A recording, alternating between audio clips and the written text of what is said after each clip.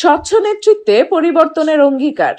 আসছে বাংলাদেশ উপজেলা প্রকল্প বাস্তবায়ন অফিসার সমিতি নির্বাচন।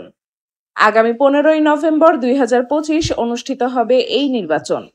সাধারণ সম্পাদক পদে প্রতিদ্বন্দ্বিতা করছেন মনিরামপুরের উপজেলা প্রকল্প বাস্তবায়ন অফিসার সাইফুল ইসলাম।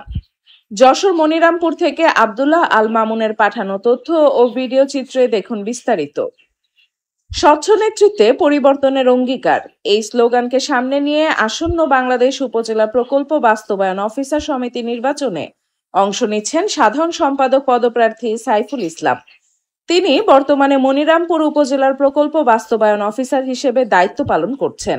আগামী 15ই নভেম্বর 2025 অনুষ্ঠিত হবে এই নির্বাচন।